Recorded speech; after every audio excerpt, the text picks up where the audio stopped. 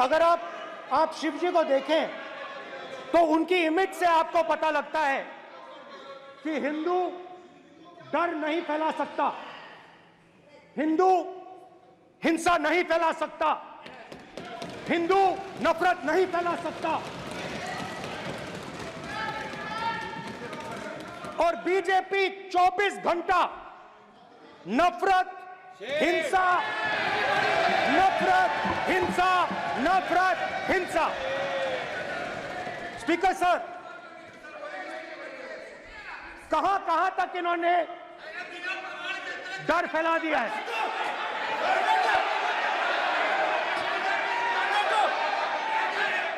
Please sir, कहां तक इन लोगों ने डर फैला दिया? मैं आपको अयोध्या से शुरू करता हूं। सर नमस्कार। अयोध्या ने आपको मैसेज भेजा, अयोध्या ने राम भगवान। मेरा व्यवस्था का सवाल है।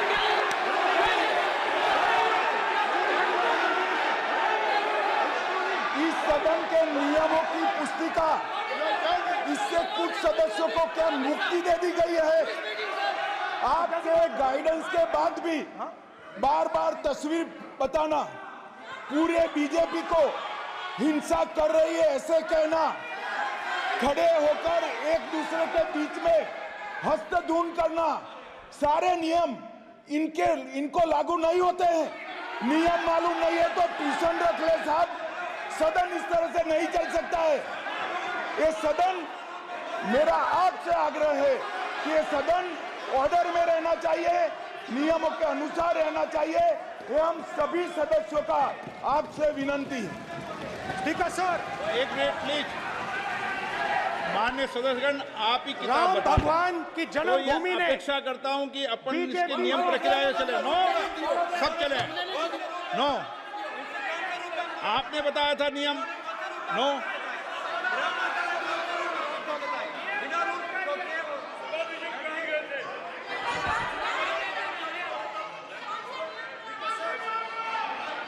माइक दीजिए सर। हाँ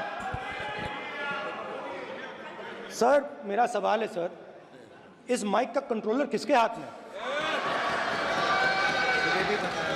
प्लीज बैठिए बैठिए सर ये ऑफ होता है, प्लीज बीच में माने ऑफ हो बैठिए जाता है। प्लीज। ये बार कई बार विषय उठ गई और बहुत गंभीर, और माननीय सदस्य, आप प्रतिपक्ष के नेता हैं, आप सदन के बाहर भी ये बात कहते हैं कि माइक बंद कर देते हैं। मैंने कई बार आग्रहपूर्वक किया कि आसन पर इस तरीके का आरोप नहीं लगाएं। नो प्लीज, बात सुनिए। आसन पर सभी दल के, प्लीज, आसन पर सभी दल के लोग बैठते हैं और सभी दल के लोग सभापति तालिका पे हैं, और सब जानते हैं कि एक व्यवस्था होती है, जिस भी माननीय सदस्यों को आग्रह किया जाता है बोलने का वो बोला जाता है, और जिसको आग्रह नहीं किया जाता उसका माइक चालू नहीं होता। आप बोलने के लिए खड़े, आपका माइक कभी बंद नहीं हुआ, कभी बंद नहीं हुआ। आप अगर आसन में जो भी विराज रहे हैं वो अगर आपका नाम नहीं पुकारते हैं तब माइक चालू नहीं होता। ये व्यवस्था हमेशा इस सदन की रही है, पुराने में भी और नए में भी। कभी आसन पे व्यक्ति पर माइक का कंट्रोल नहीं होता। दूसरा, माननीय प्रतिपक्ष के आप नेता हैं और आपसे ये अपेक्षा की जाती है कि आप लोकसभा की प्रक्रिया, कार्य संचार नियम का पालन करें, संविधान की जो व्यवस्थाएं दे रखी है उसकी पालन करें, और सदन में बोलते समय किसी भी धर्म को के ऊपर ऐसा आक्षेप नहीं करें जिससे पूरे देश के अंदर विषय पैदा हो। ये आपसे अपेक्षा की जाती है। सर, मैं बिल्कुल आपकी रिस्पेक्ट करता हूं स्पीकर सर, मगर मेरे भाषण के बीच में सच्चाई ये है कि माइक ऑफ हो जाता है। मैं क्या करूं, हो जाता है वो। अब आपने देखा मैंने अयोध्या शब्द यूज किया और माइक ऑफ हो गया। नो,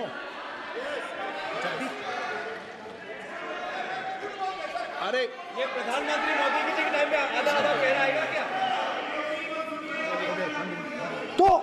तो अयोध्या ने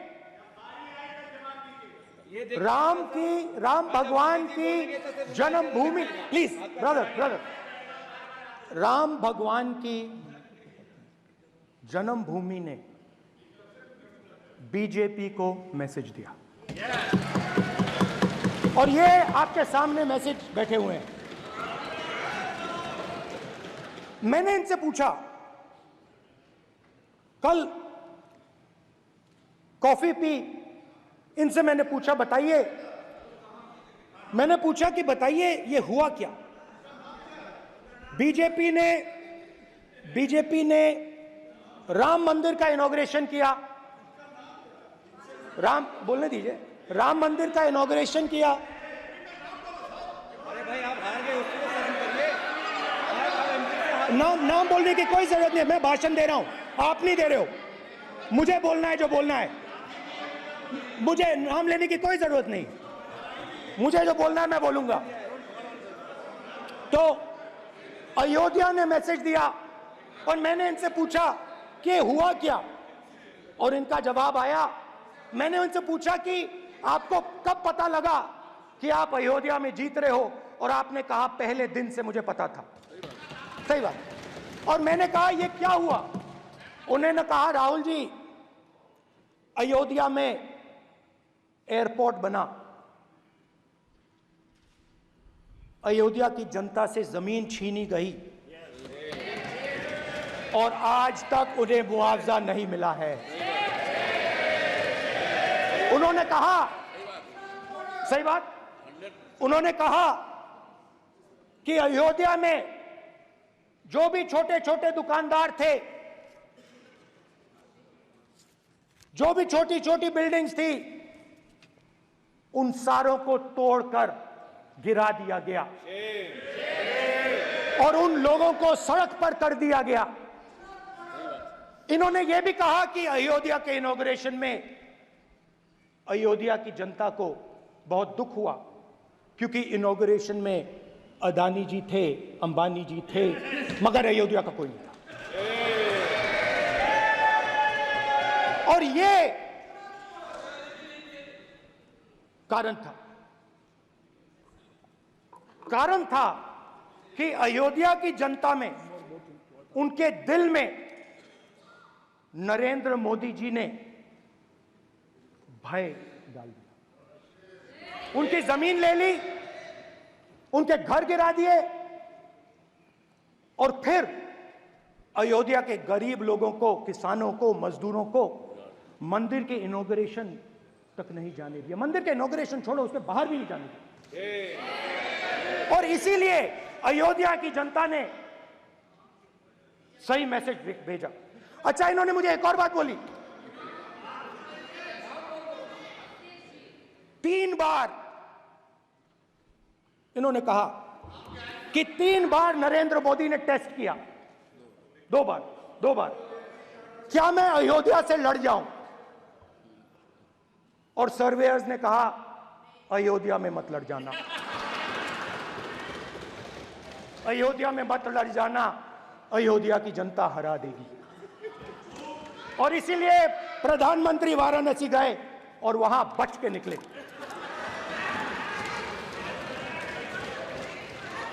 तो अयोध्या की जनता को डराया, पूरे देश को डरा दिया।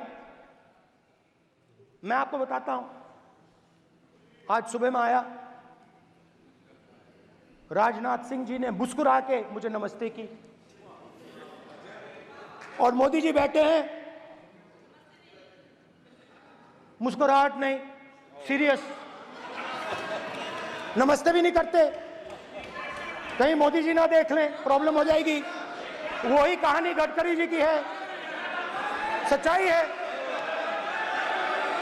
अरे भाई, अयोध्या की जनता को छोड़ो, ये तो बीजेपी वालों को डराते हैं।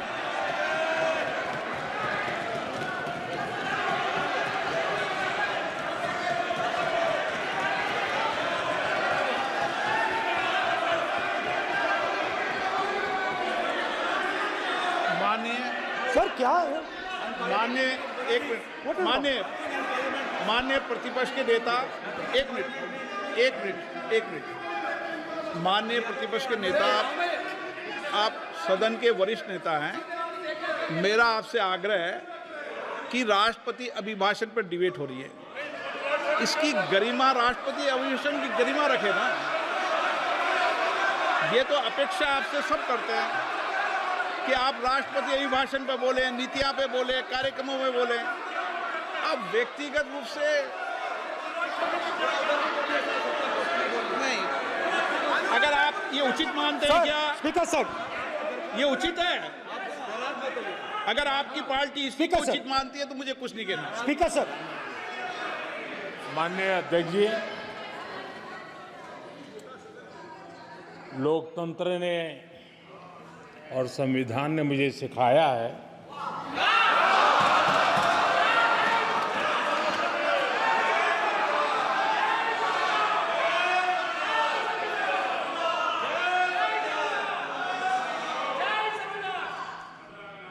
कि मुझे विपक्ष के नेता को गंभीरता से लेना चाहिए।